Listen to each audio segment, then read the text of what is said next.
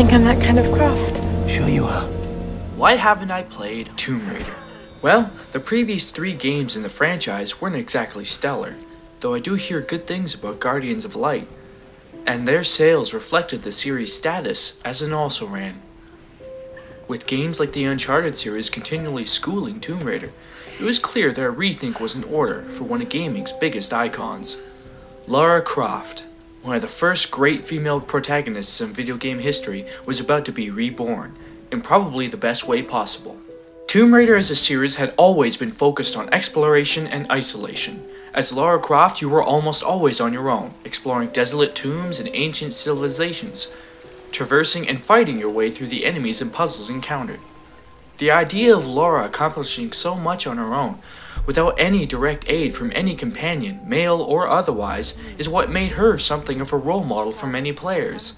As a result, when the games became more about the scenarios and less about the character, they suffered.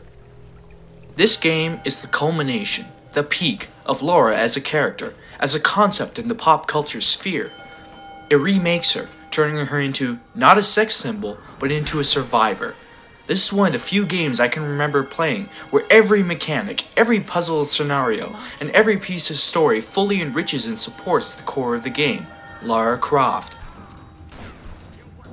One of the most brutal experiences I have ever played through, Tomb Raider is a game for the ages. Let's dive deep into one of the top Game of the Year contenders.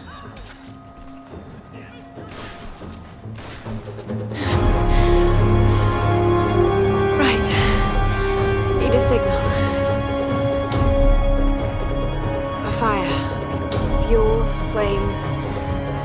I can do that. The story of Tomb Raider follows Lara, as she and her crew are shipwrecked on a mysterious island in the Dragon's Triangle. Assaulted from all sides by a mysterious cult, Lara must find a way for her and her crewmates to get off the island safely, while also trying to uncover the source of the mysterious storms that brought them here. The overall story arc focuses more on the concept of Lara as a character, and every twist and turn, every revelation allows her to grow into one of the strongest female heroines of the past decade of gaming. Lara Croft gets severely brutalized in this game, and I do mean severely. She gets impaled on metal rods, beaten within an inch of her life, and is almost always being hunted down by ruthless enemies. She traverses through hallways filled with corpses and detritus, and comes face to face with undead samurai. Make no mistake, this is a baptism of fire for Lara, and the game's narrative, while at times clunky and cliché-ridden, brings a new level to character narrative. The main enemies of the game are the Solari cult, formed around the mastermind Matthias, who has been driven mad by the isolation on the island as a result of its powerful storms. The Solari constantly harass the survivors of the crew, whittling the group and its collective sanity down. The Solari and the accompanying supernatural forces presented on the island offer a compelling foe for Lara to match wits and resources with. The combination of the challenge imposed by the enemies, often a stumbling block for the game's art narrative, and the psychological growth of Lara is one of the finest achievements in the form so far. Without the foes to battle, Lara cannot grow as a character, and this dynamic vindicates the otherwise conventional story mechanics at play here. While Lara's arc is handled rather well, you could be forgiven for thinking that the rest of the plot is a little undercooked. Several twists and supernatural turns are to be found here, and most you can see coming. The crew surrounding Lara has a surprising amount of depth, but beside Lara, they almost all turn out to be shallow as a result. Though there is one man named Roth who helps enable Lara's independence in the plot as a whole, in a rather touching manner too, which ties into the previous games. The meta-narrative, that of Lara developing her archaeological and survival skills, is handled well. Though some may lament the story dropping the literal survival aspect after a certain point, the drop of focus in that area allows the rest of the narrative to spring forth as the phoenix fire it is. If the game had made us stop every once in a while for food, what purpose would that have served? Both for Lara's character growth and for the game's pacing. Literal survival is not what this game is about. The game has its say in what killing the deer does for Lara, born out of necessity, and relates it to the larger plot on hand. The archaeological narrative, in which Lara explores the island to uncover clues about its past, ties into the main story. Lara is trying to uncover why the island has its mysterious hold on people who get stranded there. The exploration of the various tombs and the finding of documents and artifacts helps to enhance both the main and the meta-narrative, though there are a few collectibles and side objectives that fall a bit short of the mark, which we'll get to later. Once Lara scales a literal and symbolic mountain to save her friends and stop Matthias, her journey as a character is complete. Her transformation from a slightly cocky, terrified woman into a full-fledged battle-hardened warrior is one of the most compelling experiences in video game history. That the arc succeeds despite some cliches and weirdly inert twists is a testament to the possibilities of the form.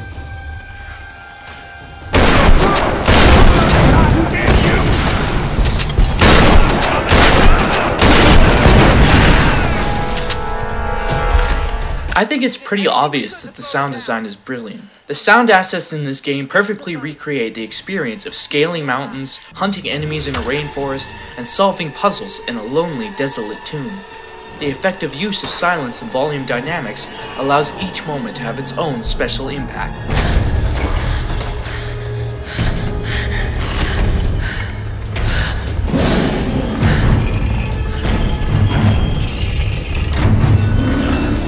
The guns and battlescapes are surprisingly excellent too, with no guns that sound like pea shooters like in the previous games. A lot of money obviously went into producing one of the most fully realized soundscapes in years, and I'm glad that the money was spent. Dialogue-wise, there isn't what I would call a poor performance in the game, but a couple of the thugs and goons might be described as lacking emotion. Most of the time they are taunting Lara, yelling out commands and generally being nice and threatening. But get them in a cutscene and suddenly they get all cartoonish. You killed our brother! Now I'm gonna kill you! The music for this game is a classically inspired orchestral score. While many of the cues sound similar to themes in other games used for similar situations, a lot of it is actually pretty well done. Sure, there's nothing super memorable here. I can't even think of a great track while I'm writing this, but it serves its purpose, and no more, no less.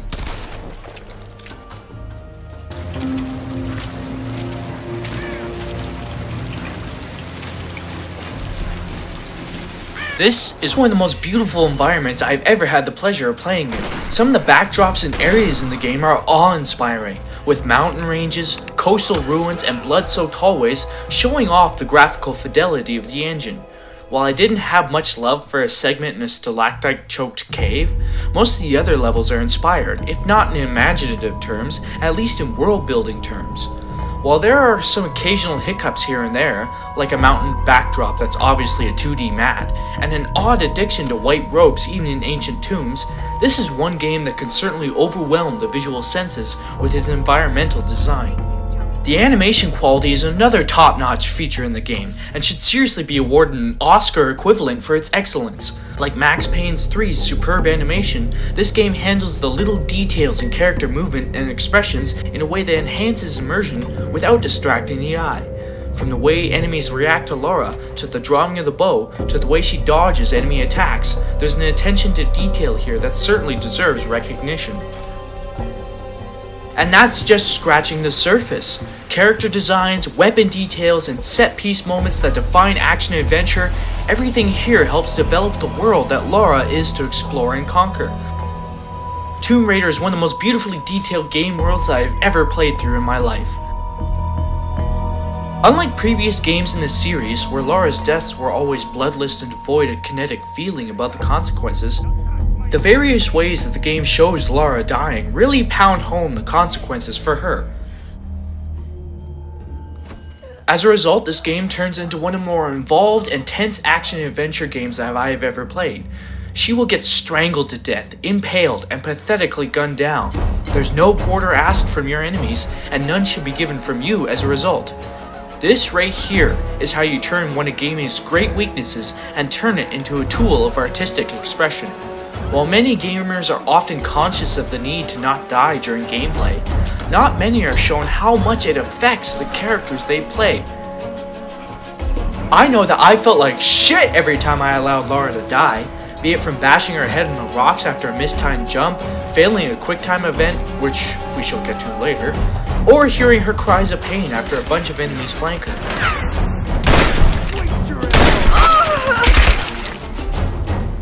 I've never felt so involved in keeping a character alive in a video game, and that is a singular achievement right there. Give this game the awards for design already.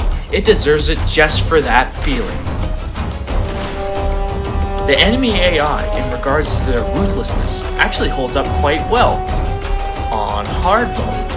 Pro tip, in order to get the maximum challenge out of this game, switch to hard mode, otherwise the game is a bit too easy.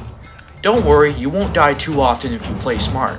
On hard mode, the enemies are able to tango on an equal level with Lara, making every encounter more tense. Your tactical mistakes will be punished, but not on the level of Ninja Gaiden on normal difficulty. The enemy AI will flank Lara if they have the option, attempting to flush her out of cover with explosives, and generally proving to make Lara earn her ascension in the narrative. While many people have had problems with how well Lara is suddenly able to handle guns and her bow so soon after acquiring them, I don't have the same problem. While it would have been nice to have her ability to handle firearms be somewhat limited in the beginning, the guns themselves handle such as to help emphasize the brutal aspect of the game's narrative flow. They hit hard and take no prisoners, just like Lara and her enemies. See the connection? I can see where many would have a problem, but to me, the feel of the weapons as they shoot is much more important than learning how to shoot them, as it adds more to the themes of the game as a baptism of fire for the character. Hindering the player's ability to be able to hit the targets and survive would only have hurt the game in favor of some probably arbitrary magic number of code where she suddenly gets better at shooting in some increment. The way Lara handles has been overhauled from previous games. Instead of handling like a ball rotating on top of a stick, Lara handles, well, beautifully. The decision to press a button to jump and climb, as opposed to the stupidity of Assassin's Creed 3's single button for everything nightmare, makes traversing the environment feel more natural and intuitive, and helps make the exploration aspect of this game avoid becoming a slog for the sake of being a slog. The game also stays true to the series' past, with a huge emphasis on puzzles when raiding the various tombs scattered about. The puzzles, while they wouldn't embarrass Professor Layton anytime soon, aren't so simple as to insult the intelligence, and can be solved by anyone with half a brain. Seeing as this is a survival game and that Lara needs to grow as a character, what better way to unite the thematic and mechanical halves of the game than with a skill tree? As Lara kills Solari, explores the environments, and collects salvage, she will gain experience points to unlock skills. Most of the skills tie into the brutal nature of the game, as most of them apply to direct combat and finishing moves. But a couple of the skills are almost entirely useless, like a skill that allows you to suddenly scavenge mechanical parts from dead animals. Or one that allows for easier hunting, which, after having passed that plot point eons ago, I didn't much care for. While many would prefer this game to be open world, I found that the levels served their purpose. Too much ability to explore would further tip the balance of the exploration in this game into narrative ruin. I think the developers went just far enough, with big open areas with lots of collectibles and tombs hiding about, for them to justify limiting the experience. Yes, lots of areas are linear, I don't care. They serve their purpose, and you get battlefields which allow for lots of invented combat strategies and routes, so you're not often locked into a corridor like in Call of Duty. Focus is the key word here, and the developers were right to keep the focus on narrative progression, over open world navigation and exploration. Alright, I'm gonna stop kissing the game's ass and point out some of its major flaws. You know, just like a real critic should. Anywho, to wit, the fucking QuickTime events. Full disclosure, a lot of the QuickTime events are tied to a physical action by Lara, and a lot of them actually work quite nicely. The flailing of the analog stick to shake off a foe, the stressful assault on the X button to pull a metal rod from Lara's body, those work. Those are awesome. Another example is when you use your axe to act as a lever to turn wheels that open mechanisms. But when you are in combat, or a cutscene, you can be a little less prepared for these moments, and the unforgiving timescale of many of the QuickTime events cause many a restart from the last checkpoint. Though thankfully the checkpoints when such sequences occur are usually pretty close to the fail point. Because of the fact that a lot of the QT events actually work as intended though, I can't just dismiss the mechanic, but please, try harder next time, Crystal Dynamics. Another mechanic that doesn't work so well is the inclusion of some, frankly bizarre side objectives. While the documents and artifacts scattered about encourage exploration to explore more of the game's narrative, the GPS caches, birds' eggs, and frankly huge amount of salvage boxes scattered about can break the immersion a little bit. Compounding the little errors is the fact that you can easily find maps which reveal the location of every single item in an area, ruining the exploration side of things a bit. However, you can forego use of the map if you want by using the helpful map filters. So it's a minor quibble. Some of the more gaming aspects of Laura's past show up every now and then to help break my beloved immersion, like the huge amount of white rope everywhere, even in long abandoned tombs, or the liberal scatterings of explosive barrels.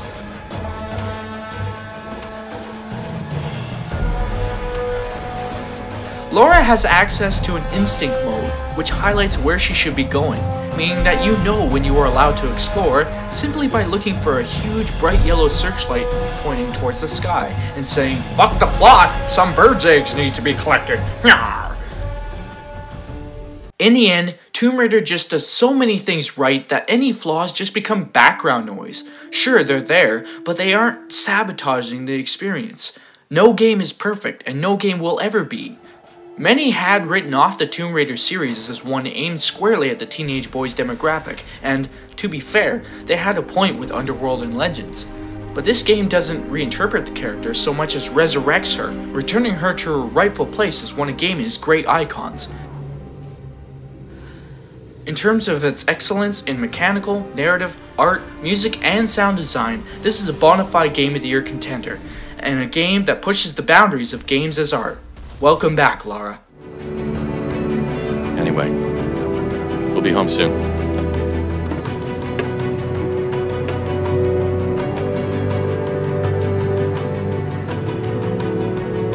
I'm not going home.